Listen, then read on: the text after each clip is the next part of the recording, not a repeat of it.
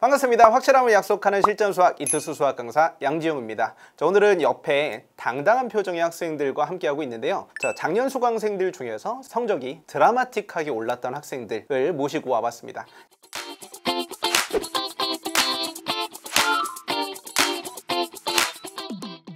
학생부터 자기소개 한번 해보도록 할게요. 안녕하세요. 저는 2023학년도에 양지용 선생님 커리큘럼을 수강했던 김현진이라고 합니다. 저는 재학생 시절에 받았던 점수가 42점에서 재수생 최종 성적으로 88점을 받으며 46점이 향상했습니다.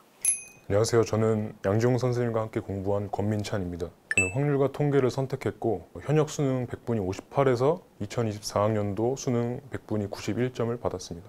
이렇게 성적이 많이 오른 학생들과 함께 하고 있는데, 자, 이 영상을 찍게 되는 취지 자체가 공부를 내가 열심히 한다고 해서 정말 성적이 오를 수 있는 것인가에 대한 질문을 하는 친구들이 정말 많아요. 내가 공부를 한다고 해서 성적이 오르면 무조건 내가 열심히 할 텐데, 공부를 한다고 해서 안 오를까봐 걱정하는 친구들이 있을까봐 이런 실제 사례를 가지고 여러분들에게 소개를 하려고 합니다. 자, 일단 첫 번째로는 우리 재수를 하게 된 이유에 대해서 좀 실례지만 한번 이야기를 해봐야 될 것 같아요. 자, 재수를 왜 결심했는지에 대해서 한번 물어보도록 하겠습니다. 저는 고3 시절에 수시를 위주로 준비를 했던 학생인데, 수시를 예비를 받고 6개를 다 떨어진 후에 제가 원하는 대학을 정시로 지원할 수 없는 상태였기 때문에 어쩔 수 없이 재수를 선택을 하게 되었습니다. 저는 점수가 안 나와서 쓰고 싶은 대학이 없어서 하게 됐습니다. 그러면 고3 때 자기의 공부 방향에 대해서 좀 후회되는 게 있다, 내가 고3으로 돌아간다면 이런 건 절대 안 할 것 같다 라는 것들이 있다면 혹시 어떤 게 있었을까요? 우선 아까도 말씀드렸다시피 수시를 위주로 준비를 했던 학생이기 때문에 아무래도 수능 공부보다는 내신 공부에 조금 더 초점을 맞춰서 고3 내내 수험 기간을 보냈던 것 같습니다. 때문에 마지막 막바지에 가서 이제 본격적으로 최저와 수능을 준비해야 할 때 수능 공부를 어떻게 시작을 해야 될지, 그리고 방향을 어떤 식으로 잡아야 될지에 대해 고민이 굉장히 많았던 것 같습니다. 때문에 이제 고3 학생들이 만약에 보고 계신다면, 저는 이제 고1 때부터 수능에 대한 방향성을 어느 정도 잡고 가시는 게 굉장히 중요하다고 생각합니다. 저처럼 이제 수시에만 올인해서 하다 보면은 나중에 가서 후회되는 순간이 분명히 올 것이기 때문에 저는 그런 부분에 있어서 후회가 많이 되는 것 같습니다. 재수를 좀 일찍 결정을 했어가지고 재수 결정하고 이제 공부는 안 하고 항상 놀았던 것 같은데, 다시 돌아간다면 그래도 수학이나 아니면 탐구 정도는 잡아두는 게 좋지 않을까 생각합니다. 자, 그럼 이렇게 공부를 열심히 해왔는데 나 학생들한테 전달해 줄 때 나 이 정도까지는 공부해봤다, 하루 순공 시간이 이 정도까지는 돼봤다 라고 이야기할 수 있는 독하게 공부한 썰 같은 게 있을까요? 저는 이제 재수생 기간 동안 재수 종합학원을 다녔는데요.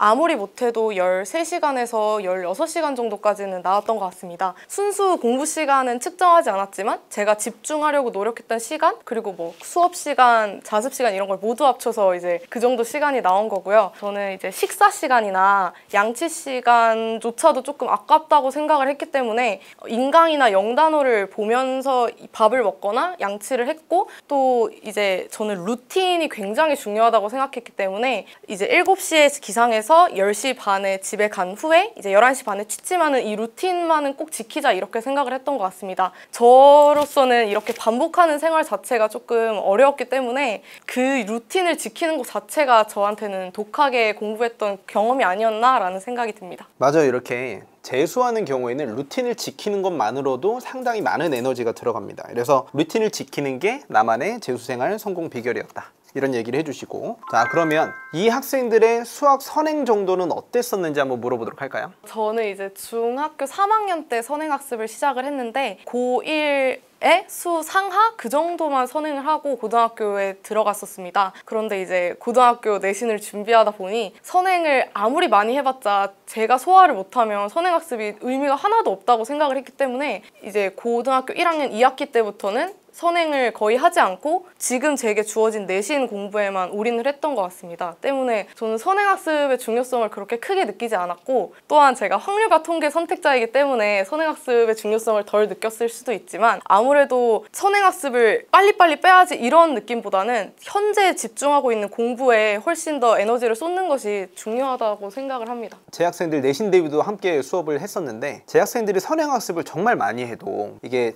당시 내신 대비를 하는 것만으로도 너무 힘들거든요. 그래서 재학생들 내신 대비 하다가 예전에 했던 선행학습을 까먹는 경우들도 꽤 많기 때문에 요거 좀 기억을 해주시면 좋을 것 같아요. 그때 하는 공부만으로도 벅차다. 아시겠죠? 그래서 여러분들도 선행학습을 하되 내가 소화할 수 있는 만큼인지를 꼭 생각해 보시고 그 정도의 양에 대해서만 선행학습을 진행해 주시는 걸 권장을 합니다. 민찬 학생은? 복습하기도 벅차가지고 선행을 따로 하진 않았고요. 선행은 굳이 안 해도 된다고 생각합니다. 그러면 본인이 수학 성적이 오른다고 느꼈던 때, 성적이 오르면서 아 내가 지금부터는 수학을 잘하는 것 같다라고 느꼈던 때가 혹시 있을까요? 일단은 재수생 기간을 말씀드리자면 저는 재수를 하면서 6월 모의고사 전 원래고사까지는 계속 50점대, 60점대 이 정도 수준에 머물러 있었습니다. 수학 성적이 이렇게 해서 오를까? 정말 오르는 게 맞나? 이런 회의감을 계속해서 느꼈는데요. 이제 6월 모의고사 때 처음으로 81점이라는 저에게는 굉장한 쾌거인 점수를 찍게 되면서 아 이런 식으로 반복하고 숙달하다 보면 언젠간 성적이 느는구나 라는 생각이 들었고 그런 마음가짐으로 이제 수능까지 이어서 계속 공부를 할 수 있었던 것 같습니다. 그리고 이제 내신 수학을 하면서 느꼈던 것은 제가 수학에 대해서만 유독 자신감이 많이 부족했었습니다. 중학교 시절에도 아무리 쉽다는 중학교 수학에서도 70점을 넘기기가 굉장히 급급했던 것 같은데 때문에 이제 고등학교 수학은 굉장히 어렵다는 얘기를 많이 들었어서 아 이제 고등학교 올라가면 수학은 정말 쉽지 않겠다라는 생각을 했었는데 고등학교 1학년 1학기 성적이 나왔을 때 이제 4등급이라는 점수를 받고 진짜 내가 수학 하나는 정말 못하는구나 라는 굉장한 자괴감을 느꼈었는데 그 이후로 아 내가 선행보다는 지금 현재 이 개념을 반복해서 문제를 풀어나갈 수 있게끔 만드는 것이 굉장히 중요하겠다라는 생각을 했고 그 때문에 이제 문제를 푸는 양을 굉장히 많이 늘리고 내신 때 거의 한 많게는 1000문제 정도는 풀면서 제 개념을 계속 반복했던 것 같습니다. 그 이후로 이제 고등학교 1학년 2학기 때 2등급 1등이라는 굉장한 저에게는 점수를 얻게 되었고 그 이후로도 계속 1등급을 유지하면서 그런 드라마틱한 성장을 이룰 수 있었던 것 같습니다. 저는 9편 끝나고 저만의 복습 방법이 확고해지고 그리고 문제풀이 양을 더 늘려가니까 실력이 향상되는 느낌을 많이 받았습니다. 그럼 이렇게 엄청나게 많은 공부 양을 통해서 점수가 올라가고 있는데 자기의 6월 모의고사 그리고 9월 모의고사에 비해서 성적이 올랐는지 또는 떨어졌는지 그 과정에서 혹시 좀 힘든 건 없었는지 한번 이야기를 해줄 수 있을까요? 저는 우선 성적이 계속 상승 곡선을 그린 게 아닌 6월 모의고사 때는 이제 81점이라는 점수를 받았고 9월 모의고사 때 80점 그리고 이제 수능 때 88점이라는 점수를 받은 케이스인데 6월 모의고사 때 81점이라는 처음 받아보는 점수를 받고 정말 이대로 되면은 수학은 1등급 가능하겠다 이런 마음가짐을 가지고 공부를 했었는데 그 이후로 이제 막 코로나도 걸리고 장염에 막 굉장히 몸에 대한 컨디션이 굉장히 저하됐었기 때문에 9월 모의고사 시험을 치를 때 주사를 맞고 거의 컨디션이 안 좋은 상태로 시험을 봤었는데 그때 이제 80점이라는 점수를 받고 점수가 떨어질 수도 있네 내가 열심히 하지 않고 소홀히 한다면 수능 때까지도 위험할 수 있겠구나 라는 생각을 했고 그렇게 6월 모의고사에서 9월 모의고사까지 성적이 조금 떨어지는 과정 속에 제가 더 열심히 해야겠다는 다짐을 확고히 할 수 있었고 그 때문에 이제 수능에서도 88점이라는 최고점을 찍을 수 있었던 것 같습니다.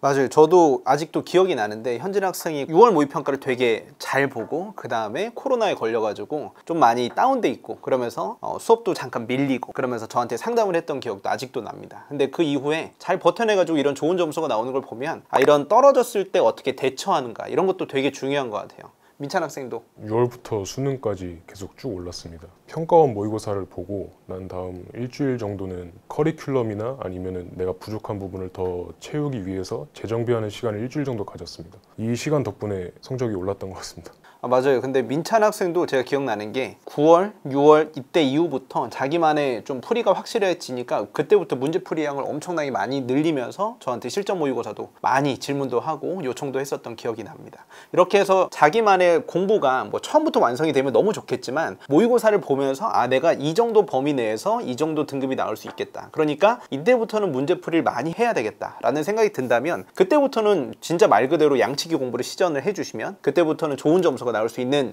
좀 자양분이 생기게 되는 것 같아요. 자, 그러면 자기의 재수 생활 중에서 혹시 포기하고 싶었던 때가 있었는지 그런 힘든 때는 어떻게 극복했었는지 한번 물어보도록 할까요? 저는 이제 재수 기간 동안 굉장히 힘들었던 순간이 부분 있었는데 아무래도 수능 직전이 가장 힘들었던 것 같습니다. 이제 제가 다니는 재수 종합반에서 원래고사를 치렀었는데 그때 수학 점수도 68점을 맞고 나머지 성적들도 굉장히 하락세를 보이는 그런 점수대를 받았는데 그때 정말 이렇게 끌고 가서 수능 때 좋은 점수를 받을 수 있나? 라는 생각이 들었고 그때 아마 학교에서도 굉장히 많이 울고 산책도 엄청 많이 하고 생각 정리를 혼자서 많이 하려고 했었습니다. 그리고 힘들 때마다 저에게는 산책이나 혼자 화장실에 가서 운다든지 이런 경험들이 저에겐 다시 일어날 수 있는 그런 힘을 준 것 같아서 저는 그렇게 이겨냈던 것 같습니다.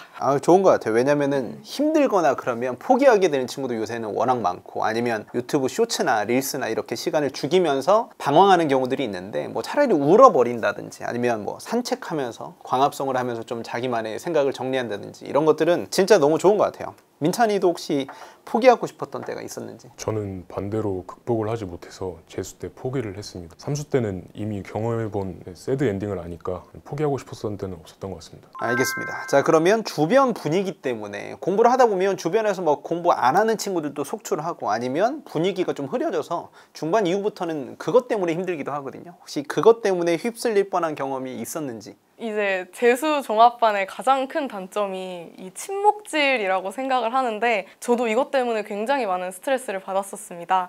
수업 시간이나 쉬는 시간에 이제 무리를 지어서 친구들끼리 몰려다니는 경우가 파다했고 수능 마지막까지도 막 계속 무리를 지으면서 떠들고 이런 경우들이 굉장히 많았어요. 그래서 저도 나름 MBTI이기 때문에 나도 친목질 하고 싶다 이런 생각이 들기도 많이 했었던 것 같습니다. 그래도 제가 재수를 시작할 때 다짐했던 목표를 계속해서 되새기면서 내가 쟤네들처럼 살지 말아야지 이런 생각을 했고 또한 이제 저희 담임쌤이 해주신 얘기가 있는데 그런 친구들을 보면서 속으로 제발 한국사까지 응시를 해줘라 그래야지 성적표가 나와서 내 밑을 깔아주지 이런 생각을 계속해서 했던 것 같습니다. 저는 오히려 제 주위 친구들이 놀러 나가면은 그걸 이 친구들은 제꼈다고 생각하면서 그걸로 촉진제로 삼아 더 열심히 했던 것 같습니다. 맞아요. 이렇게 친구들이랑 같이 공부하게 될 때 친구들을 제꼈다라는 나만의 쾌감 같은 것들이 있거든요. 그래서 다들 친구들끼리 뭐 친하게 지내고 하겠지만 혹시나 내 옆에 있는 친구들도 나랑 이렇게 노는 척하면서 집에 가서 공부를 하면서 성적을 몰래 올릴 수 있다는 것도 학생들이 꼭 기억을 해주셨으면 좋겠습니다. 자, 그러면 이제 그 다음에 나만의 수학 공부 꿀팁. 이거 되게 중요한데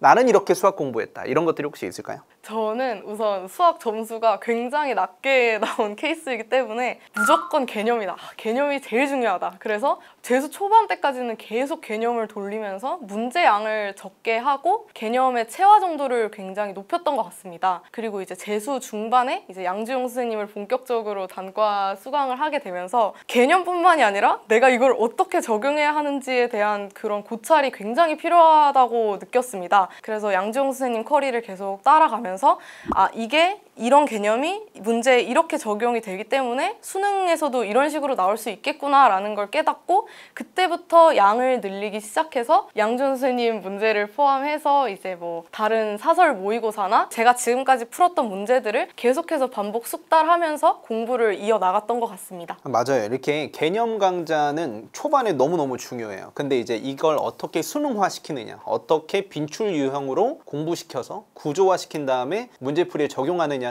또 그 다음 커리큘럼 내용들로 강사의 도움을 받는 것들이 너무너무 중요하죠. 자, 민찬이도 그런 경우들이 있었나요?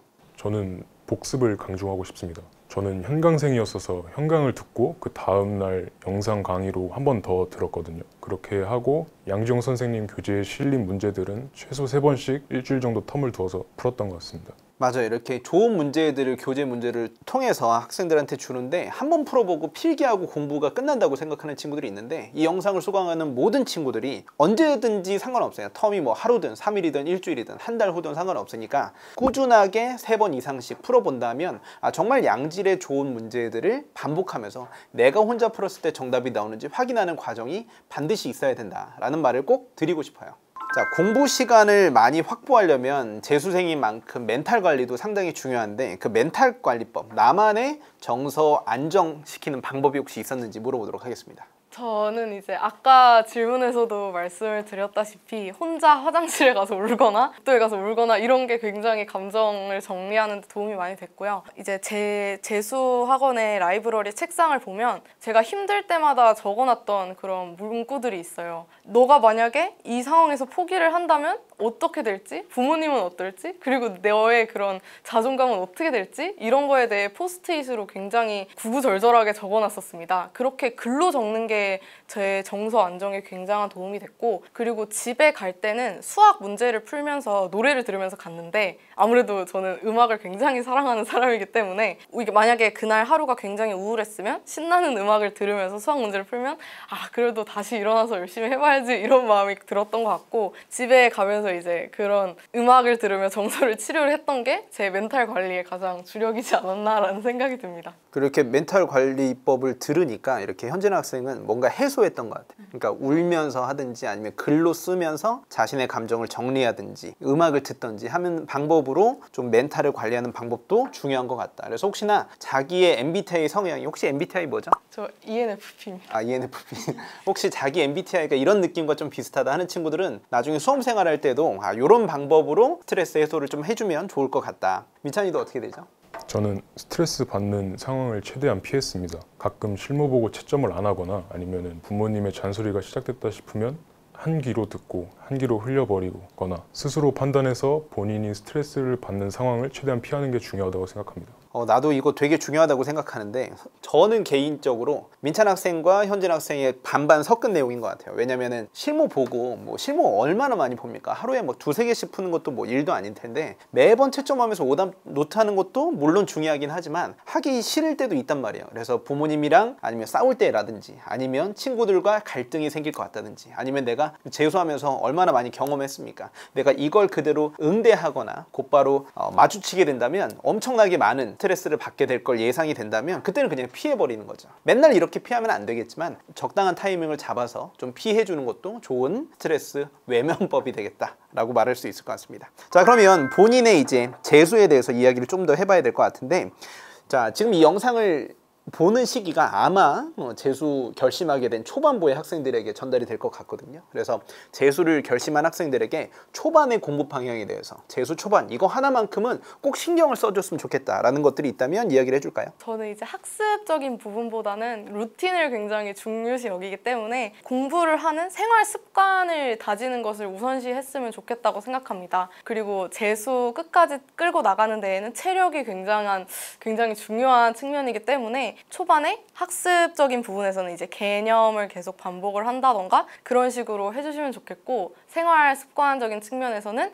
내가 최소한 7시에 일어나고 11시 반에는 취침을 하겠다라고 마음을 먹었으면 그 루틴을 계속해서 지키고 실천을 못했다고 해서 좌절하지 말고 그 다음날 또 지키는, 그런 무너져도 다시 일어날 수 있는 그 마음가짐을 가지고 끝까지 끌고 나가시는 게 중요하다고 생각합니다. 맞아요. 이게 재수생들은 꼭 신경 써서 들어주셔야 될 게, 재학생들은 그냥 하던 대로 공부하는 느낌으로 학년만 올라가는 거거든요. 근데 재수생들은 보통 이제 생활 리듬이 많이 무너진 상태에서 공부를 결심합니다. 왜냐면 수능 성적표가 나오고 재수를 결심하면서 또는 그 전까지 재수 종합반 개강하기 전까지 술도 마시고 여러 가지 공부를 안 한단 말이에요.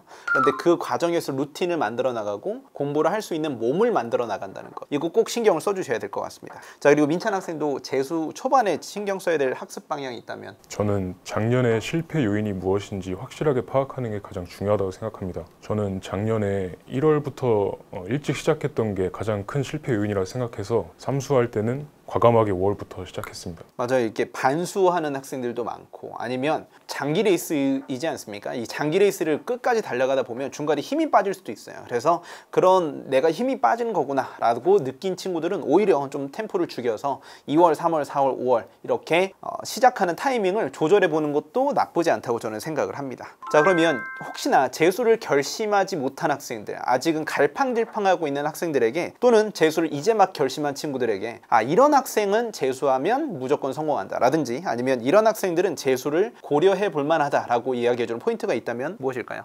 저는 우선 아까 비슷한 흐름이긴 한데 목표가 명확하고 자신이 정말 재수를 했을 때 작년보다는 잘할 수 있다라는 다짐이 굳건하게 섰으면 그걸로 재수의 성공 가능성은 반 이상 올라갔다고 생각을 합니다. 저는 우선 목표하는 대학이 굉장히 명확했고 내가 이 대학을 들어가지 않으면 정말 인생 전반에 있어서 실패자일 거다라고 생각했기 때문에 그런 목표를 명확히 하고 자신이 지켜나갈 수 있는 루틴과 학습 방향을 명확하게 설정을 한다면 그 자체만으로도 재수를 고려하기에는 충분할 거라고 생각을 합니다. 저는 어떤 고난이 와도 자기만의 방법으로 이겨낼 수 있는 학생이 재수를 했으면 좋겠습니다. 맞아요. 이 재수에서 성공하는 친구들을 본다면 그냥 무턱대고 재수를 하는 게 아니라 자기 자신하고 대화를 진짜 많이 해야 되는 것 같아요. 내가 이 고난을 제대로 헤쳐나갈 수 있는가? 아니면 내가 재수를 안 해도 되는데 했을 때 어떠한 좋은 결과가 나올 것인지 어느 정도의 기대치를 명확하게 산출할 수 있는 학생들이 재수에서 성공할 수 있는 비율이 높다고 생각을 하거든요. 그러니까 혹시나 이 재수를 이제 막 결심한 친구들이거나 아니면 아직 결정하지 못한 친구들이 있다면 스스로 이야기를 많이 해보거나 부모님과 이야기를 많이 해보는 것도 재수 생활의 목표치를 설정하는 데 있어서 너무 중요하다고 저는 생각을 합니다. 그리고 꼭 해주고 싶은 이야기가 재수를 결심하면 어차피 나는 재수할 거니까 하면서 엄청나게 많이 노는 친구들이 있어요. 그죠? 그래서 12월이나 아니면 1월에 나는 어차피 재수할 거니까 2월부터 열심히 할 거니까 라고 생각하면서 시간을 많이 죽이는 친구들도 있단 말이에요. 그러니까 이런 시간을 그렇게 술 마시고 게임하고 노는 것도 너무 중요하죠. 20대 초반엔 중요한데 자기 자신과 이야기해 볼 수 있는 시간을 가지고 그리고 목표치를 명확하게 해본 다음에 어떻게 문제점을 해결해 나갈 수 있을지 꾸준히 고민해 보면서 헤쳐나갈 수 있는 용기를 가지는 시간을 중간에 꼭 한번 가졌으면 좋겠습니다.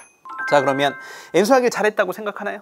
저는 굉장히 잘했다고 생각을 하는데 성적이 우선 무엇보다도 많이 오르기도 했고 그 과정에서 물론 힘든 날도 굉장히 많았지만 제가 인생 전반에 있어서 실행할 수 있는 모든 그런 가치가 있는 교훈들을 얻었다고 생각을 하기 때문에 재수하는 것이 20년 인생에 있어서 가장 괜찮았고 좋았던 선택이라고 생각을 합니다. 네, 저는 재수하고 삼수하면서 사람이 더 성숙해졌다고 생각합니다. 좋은 경험이었습니다.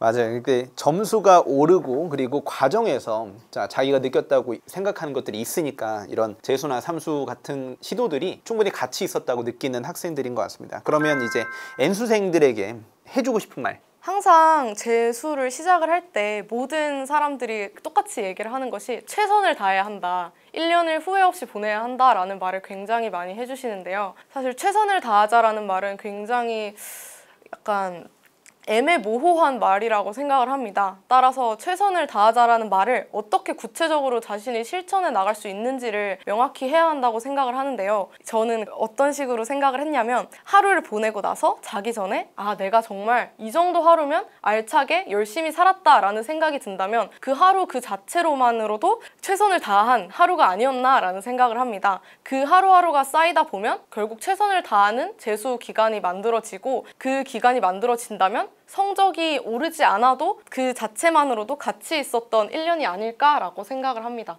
20대 초반의 1년은 굉장히 소중하다고 생각합니다. 끝까지 포기하시지 마시고 지용쌤과 함께 최선을 다해서 최고가 됩시다. 마지막으로 두 가지 질문이 더 있는데 수학 학생들이 정말 많이 포기를 많이 하거든요. 이 수학을 포기하려고 마음먹은 친구들이나 아니면 수학을 통해서 뭔가 대학 진학에 유리함을 가져가고 싶은데 좀 불안함이 앞서는 친구들에게 수학을 포기하면 안 되는 이유에 대해서 좀 이야기해 줄 게 있을까요? 다른 어떤 과목보다도 수학이 가장 정직한 과목이라고 생각을 합니다. 하면 오른다 라는 말이 가장 알맞는 단어라고 생각을 하는데 우선 저도 수학 성적이 굉장히 낮았었기 때문에 성적이 안 나오는 친구들의 고충을 정말 잘 알고 있다고 생각을 합니다. 해도 안 오르고 나는 개념을 반복을 했는데도 나는 왜 이걸 적용을 못하지? 라는 생각이 많이 들 것 같은데요. 그 과정에서 좋은 강사분을 만나서 어떤 식으로 이끌어 나가야 할지 그런 것에 대해서 많은 상담을 하고 문제도 많이 풀어보면서 한다면 수학 성적은 오르지 않을 수가 없다고 생각을 합니다. 따라서 포기하지 말고 끝까지 해주셨으면 좋겠습니다. 저는 수학만큼 불효자 과목에서 효자 과목으로 바꾸기 쉬운 과목은 없다고 생각합니다. 지금 점수가 낮아도 좌절하지 말고 끝까지 최선을 다한다면 수능 때에는 보다 더 나은 점수를 받을 수 있을 것입니다. 네, 이렇게 해서 오늘 재수생, N수생들 모시고 자, 성적 향상 사례에 대해서 이야기를 해봤습니다. 자, 다들 들어보니까 너무 어른스러운 마음가짐으로 수험 생활을 대했고 그거에 따라서 30점 이상, 40점 이렇게 점수가 올라서 최고 점수를 찍으면서 수능을 잘 마무리할 수 있었던 것 같아요. 자, 이 영상을 보고 있는 학생들 또는 학부모님들도 우리 아이가 이렇게 공부했으면 좋겠다라는 마음으로 이 영상을 같이 한번 시청해 주시고 혹시나 궁금한 점이 있으시다면 Q&A 게시판으로 질문해 주시면 감사하겠습니다. 자, 그럼 저는 강의 영상에서 만나도록 할게요. 안녕.